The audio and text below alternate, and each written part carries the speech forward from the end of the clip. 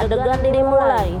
Mansi menegur dokter suruhannya dan yang lainnya bahwa mereka membiarkan Gopi melarikan diri. Premila memberi tamparan keras kepada Mansi dan bertanya mengapa dia tidak minum obat psikiatri. Lalu Dokter Krishna marah kepada Mansi karena Mansi tega mau membunuh Gopi. Sementara Jagi mengajar menari untuk Jai dan Peru, Urmila mengatakan dia menari dengan baik. Jagi berkata dia belajar dengan menonton pertunjukan tarian. Di kantor polisi, salah satu petugas memanggil Mira dan meminta untuk bertemu dengannya sekarang. Lalu Mira mencapai kantor polisi. Petugas mengatakan dia mencoba melacak siapa yang menembak Vidya, dan sepertinya seseorang berada di rumah Mira dan pelakunya ada di sana. Prakas mendengar percakapan mereka bersembunyi di dekat pintu. Di tempat yang lain, Gopi bangun dan bertanya kepada Kokila bagaimana dia bisa datang ke sini. Kokila mengatakan malaikat menyelamatkan Gopi dan membawanya ke sini. Jagi terlihat bermain kelereng dengan Jai dan Peru. Gopi berjalan dengan Kokila dan dekat Jagi. Jagi berbalik dan Gopi tergelincir. Jagi memegangi Gopi dan dia menatap wajah Gopi dengan tercengang. Drama berlanjut. Lalu Jagi berkata dia akan pulang sekarang. Polisi itu mengatakan kepada Mira bahwa dia akan segera menemukan pelaku yang menembak Vidya. Setelah Mira pergi, polisi itu keluar dan kembali ke kantor polisi. Seseorang menangkap polisi itu dan menggeledah sepeda motornya. Mereka menemukan obat-obatan di bawah kursi. Polisi mengatakan dia tidak tahu bagaimana dia mendapatkan narkoba di bawah kursinya. Orang itu menangkap dan membawa polisi itu. Prakas terlihat menyeringai melihatnya. Kokila meminta kepada Jagi untuk tinggal selama 1 bulan setidaknya. Jagi berkata dia tidak bisa tinggal di sini selama 1 bulan. Jai dan Peru juga mulai menangis karena Jagi akan pergi. Jagi berkata dia akan pergi ke daerah berikutnya dan akan segera menemui mereka. Jagi pergi ke kamarnya dan mengemasi pakaiannya. Kokila memberitahu Gopi bahwa itu adalah keajaiban alam, bahwa Jagi adalah replika dari Ahem. Gopi pergi ke kamar Jagi dan bertabrakan dengan Jagi. Jagi bertanya mengapa Gopi datang ke sini. Gopi terus menatap Jagi. Naya memanggil Prakas. Dia berbicara dengan Prakas dengan romantis. Sementara Mira memberikan perhiasan kepada Naya. Naya mengenang Mira yang memarahinya saat dia memakai perhiasannya. Mira meminta maaf atas perilakunya sebelumnya dan mengatakan bahwa dia sangat senang dengan pernikahan Naya dan Prakas dan akan banyak berbelanja untuk Naya. Di Modi Batan, Gopi berterima kasih kepada Jagi karena telah mengeluarkannya dari rumah sakit jiwa dan mengatakan Gopi akan mati jika Jagi tidak mengeluarkan Gopi. Jagi meminta kepada Gopi untuk tidak menangis. Lalu Jagi meniru Rajastana dan membuat Gopi tersenyum. Jagi dan Peru menggelitik ke Jagi dari belakang. Jagi menggelitik mereka kembali dan bermain dengan mereka.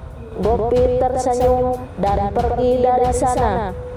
Gopi turun dan tersenyum kepada Kokila, Sona, dan Urmila. Premila datang bersama Krishna dan Mansi, lalu bertanya, "Di mana Gopi?" Kokila mengatakan, "Beraninya mereka datang ke sini." Dokter Krishna mengatakan dia khawatir kepada Gopi. Mansi berkata, "Gopi seharusnya memberitahu mereka bahwa dia akan meninggalkan rumah sakit jiwa." Kokila meminta untuk menghentikan drama mereka. Premila memanggil polisi dan pengacara. Polisi mengatakan Dokter Krishna telah mengeluh bahwa kondisi mental Gopi tidak stabil dan Kokila dibawa ke sini dari rumah sakit jiwa tanpa memberitahu. Gopi berkata dia baik-baik saja. Kokila mengatakan Gopi tidak gila. Pengacara berkata, sesuai hukum, Krishna adalah suami Gopi dan dapat membawa Gopi dari sini. Krishna mengatakan Gopi adalah istrinya sejak beberapa hari, tetapi pasiennya sejak 5 tahun. Gopi tidak stabil secara mental. Premila meminta kepada temannya untuk berbicara. Temannya mengatakan selama upacara Mudiai, Gopi bertindak gila dan Kokila harus menampar Gopi. Mansi mengatakan Gopi menyiapkan bubuk mesiu dicampur pori dan mengunci dirinya di koper hari lain. Krishna meminta kepada inspektur untuk mendapatkan hak asuh istrinya kepada Dokter Krishna. Tolu mengatakan dia tidak akan membiarkan mereka mengambil Gopi. Sona dan Urmila juga mengatakan hal yang sama. Dokter Krishna memegang tangan Gopi dan menyeret Gopi. Gopi memanggil Kokila dan meminta kepada Krishna untuk meninggalkan tangan Gopi. Krishna mengatakan itu sudah cukup sekarang dan polisi menghentikan Tolu dan yang lainnya. Gopi berdoa kepada Tuhan untuk melindunginya. Jagi datang dan menghentikan mereka dan mengatakan dia adalah Ahe Modi, suami Gopi Modi. Krishna mengatakan bagaimana bisa? Ahem sudah mati. Kokila mengatakan dia adalah anaknya, Ahem. Gopi mengatakan iya, dia adalah suaminya dan dia tidak akan pergi kemana-mana. Jagi mengatakan jika dia sudah mati lalu bagaimana? Dia berdiri di sini. Premila mengatakan bahwa seluruh dunia tahu Ahem sudah mati. Dia adalah penipu. Di tempat yang lain, Pilya memberitahu Serapan bahwa dia ingin berbicara dengan keluarganya. Serapan mengatakan bahwa Pilya bisa memanggil keluarganya. Pilya memilih penerima telepon rumah. Daram berhenti dan mengatakan bahwa dia harus pergi dan bertemu secara pribadi dengan hadiah. Mila bertanya apakah dia bisa ikut. Pilya mengatakan ya, tentu saja. Selanjutnya Krishna berteriak bahwa pria ini bukan Ahe Modi dan tidak ada yang bisa menghentikannya mengambil istrinya dari sini.